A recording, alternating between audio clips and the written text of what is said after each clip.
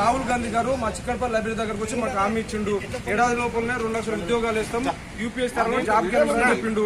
మేము కనీసం రాహుల్ గాంధీ గారు 14 మంది నిరుద్యోగులు చనిపోయారు. నిరుద్యోగుల ఆత్మహత్యలు అన్నిటి కూడా రాహుల్ గాంధీ గారి కారణం. ఎందుకంటే రాహుల్ గాంధీ గారిని చూసి మేము ఓట్లేసి గెలిపించినాం. ఇప్పుడు 2.5 సంవత్సరాలు అవుతుంది, 14 మంది నిరుద్యోగులు చనిపోతే కనీసం మా బాధలు వినండి అని చెప్పి రేవంత్ రెడ్డి గారికి చెప్తే వినతి పత్రం కూడా తీసుకున్నటువంటి పరిస్థితిలో తెలంగాణ గవర్నమెంట్ ఉంది.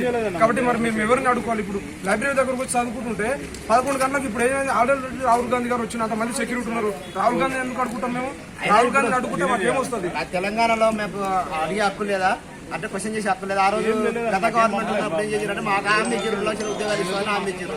మరి హామీ నెరవేర్చాలని అడుగుతున్నాం. ఆ రోజు ఉద్యోగాలు ఇస్తామని చెప్పారు. ఈ రోజు ఎందుకు మరి అరెస్ట్ చేస్తారు? అంటే అరెస్ట్ చేసిన అక్రమ అరెస్టులే కదా. మేము నిరుద్యోగులమా లేకపోతే టెర్రరిస్టులమా? మేము క్వశ్చన్ చేస్తున్నాం. రాహుల్ గాంధీ గారు మీరు ఆ రోజు మాట ఇచ్చారు, చిక్కడపల్లి లైబ్రరీ టీచర్ కాడికి వచ్చి మేము ఉద్యోగాలు ఇస్తాము, మేము హామీ ఇస్తున్నాము, మేము తెలంగాణ న్యాయం చేస్తాము, మాకు ఓటు వేసి కాంగ్రెస్ గెలిపించారు అన్నారు. ఈ రోజు ఏం చేస్తారు? అరెస్ట్ చేస్తారు.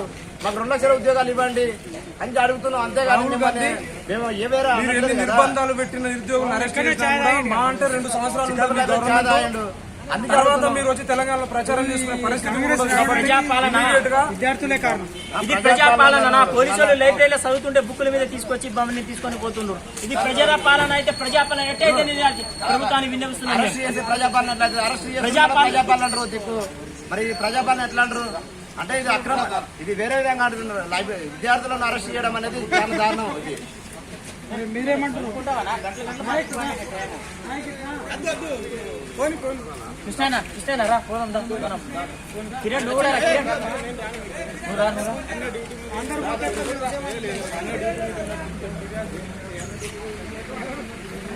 Krishna police commissioner